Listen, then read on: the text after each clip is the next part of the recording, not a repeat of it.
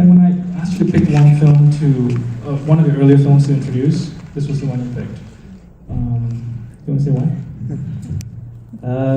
Because I like it. And I feel connected to it, I guess, because it's sort of, it's had a life that is really gratifying as a filmmaker when you make a movie that comes out and doesn't really do well necessarily, which this movie came out. Not a lot of people went to it. A fair amount of people went to it, but and then it actually done a lot of movies like that actually, and and that's it, and you sort of never hear from them again. And this movie has had this life, and the way that people who like the movie feel about it, I feel very fortunate to have that experience back and forth with people on the movie, and so I wanted to come to it, and I wanted to watch it actually too. No pressure. I will be watch it, but it's fun to watch a comedy. When you make a comedy, you make it for the audience, and it's very rare that you get a chance to watch a movie with an audience years later after you've made the movie. What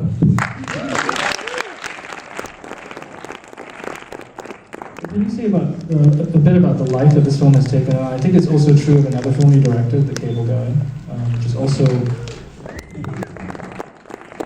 at the time, I think, kind of freaked people out. Yes. definitely freaked people out. And this film, I think also, both films I think have sort of developed a really loyal, probably, devotee. So yeah, I caught myself among that crowd. But yes. It's a growing. Which I'm thankful for, since you're the guy in charge of the retrospective. But what do you think it is about those films that accounted for that initial, bafflement, followed by this obsessive relationship that people have with the films? Right. They obviously they're both films that I think lend themselves to repeat viewings. Right. And, yeah, I mean, look, when you make a movie, you try, at least, from my point of view on movies, you put everything into the movie when you're making it. That's the joy of making the movies, that you can sort of obsess on it and really, just try to make something that you would hope will have, enough in it that people will want to see it, and that they will hopefully want to see it again. And, that's, why people are baffled at first by the films. I can't tell you.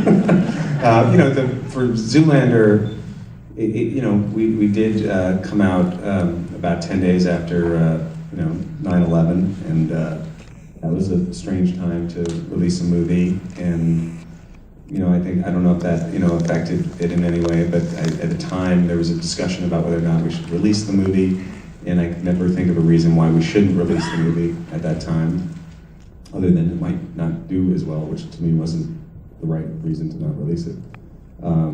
So maybe that had something to do with it, but honestly, I don't know. I feel like when you're making a movie, you make what you think is funny, what you feel is good, and I've never had figured out how that works with the rest of the world, or critics, or all that stuff. And it's just nice when it connects in some way, even if it's eventually, it's nice when it connects with an audience.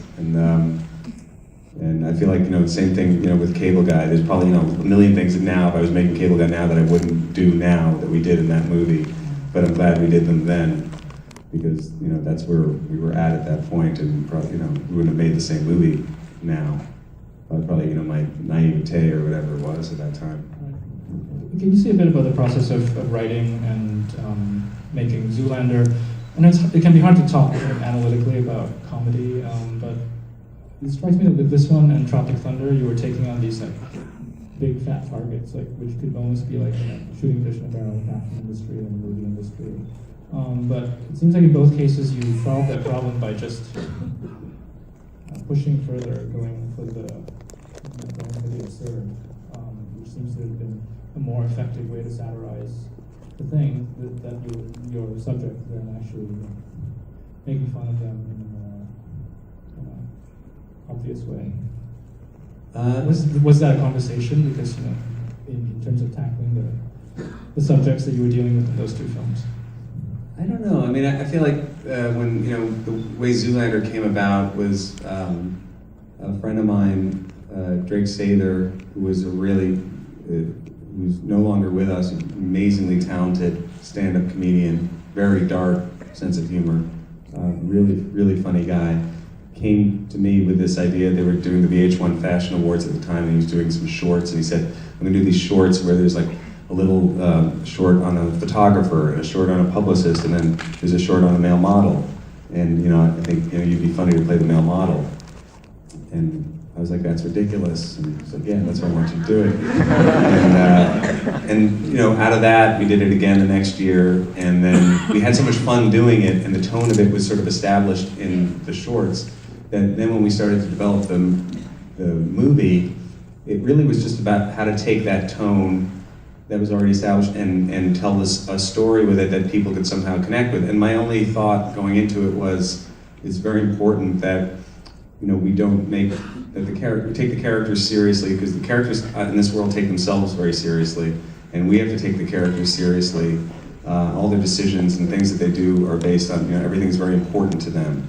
And as long as we're consistent with that and we treat them like real people, even though they're ridiculous people, you know, that's going to sort of give a consistent tone to the movie and hopefully make them relatable. I mean, that was the other thing. It's just important, I felt, to make Derek relatable and to, you know, in his own narcissism or whatever, that he, you know, you care about him because he's very pure. I think he's like very pure. You know, he's very clear about how he feels about himself and what he wants, and just, you know, even if he's deluded or whatever, and not that smart, he's still very honest. It's quite touching. Yeah. Do you know, one more question for me, and I want to open it up for just a couple. Do you know if it's true that Terrence Malick loves this film? I've been told that. He's never told me personally, but I've been told by numerous people, some people who work with him, and the message has gotten relayed to me, and I was asked to do a birthday reading for him once as Derek, which I did.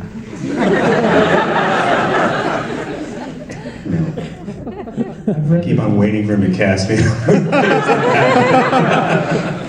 I've read that he quotes from it all the time. So I've heard that he loves it. It's you know, it's great to hear. I'm a huge fan of his, and but it is that's I've heard that, but not directly from him.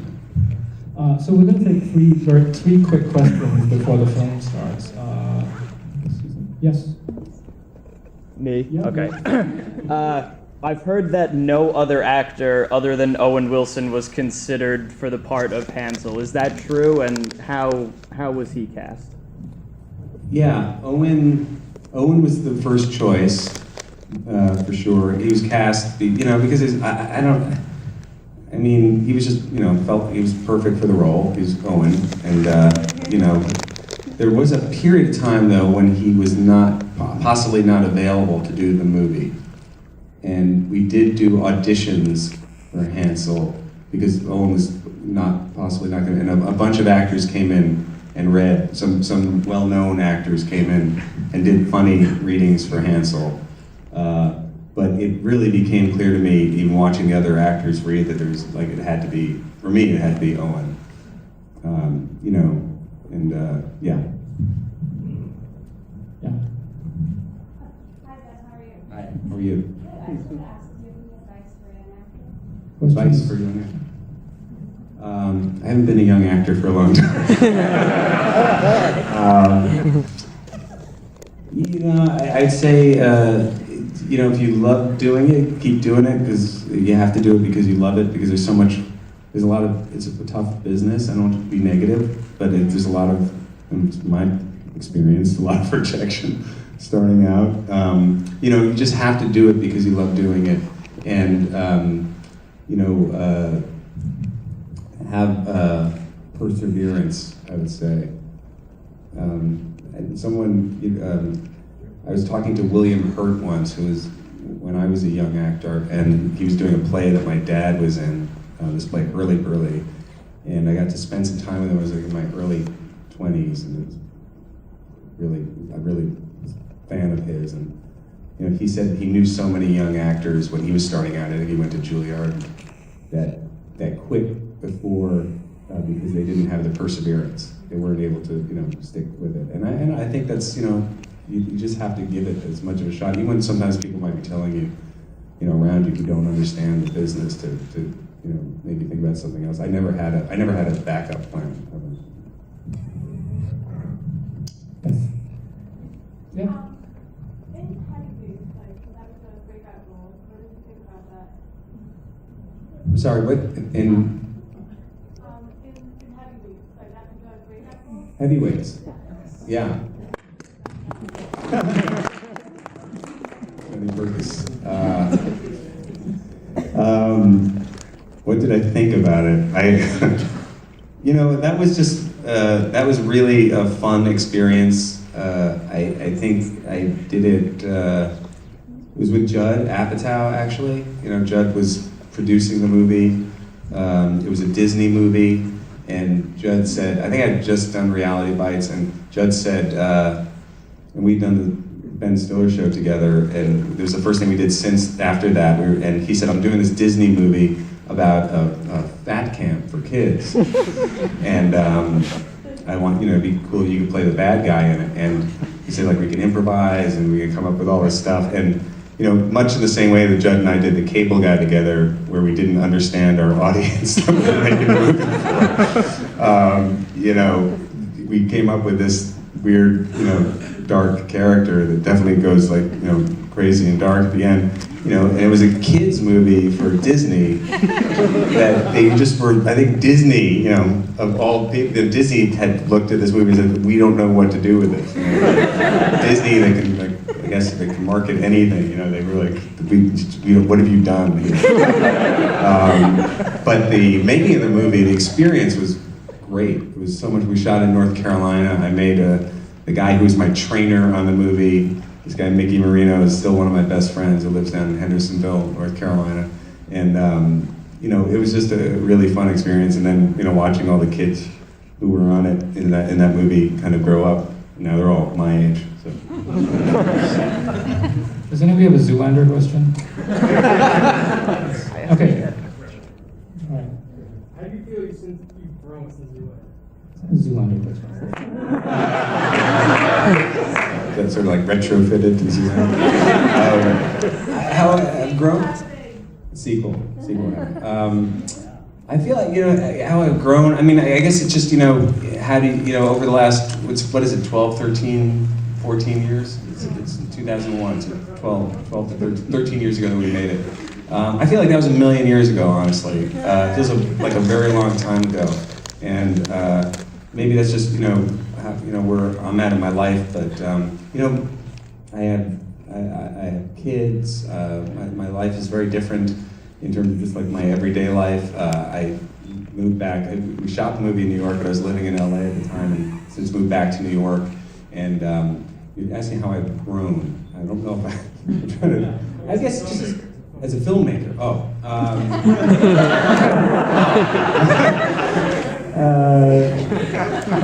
I don't know, you know, I think, you know, the things that I'm interested in have changed a little bit in terms of, you know, what kinds of movies I want to direct. And the, you know, making a big broad comedy like Zoolander, I think takes a lot of energy and some feeling that you know, I have considered doing the sequel to it. But I feel like I want to make sure that everything sort of felt right for it, and I feel like the people who love the movie really love the movie, and I want to make sure that we could make something that would live up to that for them, which I think could happen. But it's what I'm interested in as a director maybe is changing a little bit. Do you think it has to do with how popular culture has changed, or how your engagement with it has changed? Because a lot of your work, from, you know, the Ben Stiller show and a lot of these movies, were very much about your relationship with pop culture.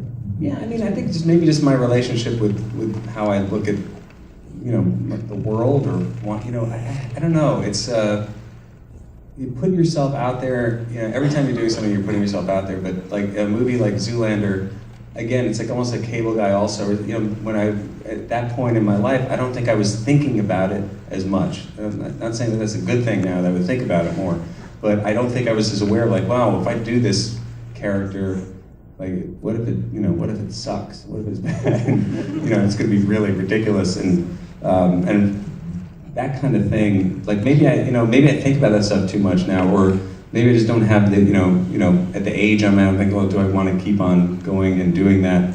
If I felt excited about it in the moment and wasn't thinking about it, then I would do it, and that could happen. I'm not like I don't close the doors on it, but it's just.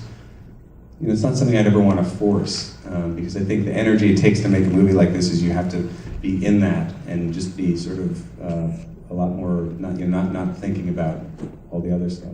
That makes any sense. But there is a sequel potentially in the works. Right?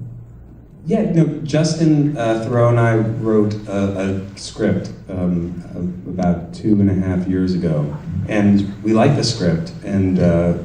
Now it's just been a matter of, at first we thought, okay, let's go do it, and then we talked to the studio was kind of into it, but then we were trying to figure out the casting and the budget and all those things, and it just sort of didn't like happen right away, and I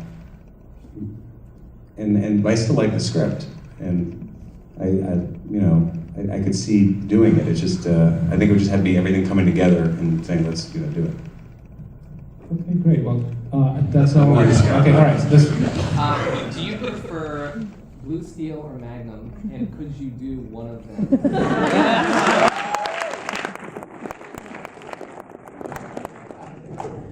Well, okay. I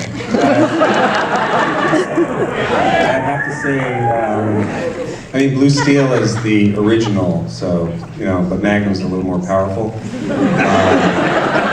And so I think I'll go with Magnum. Okay.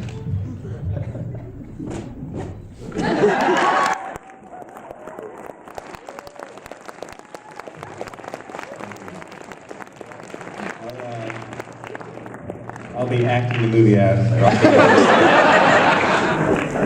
Thank you, Ben, for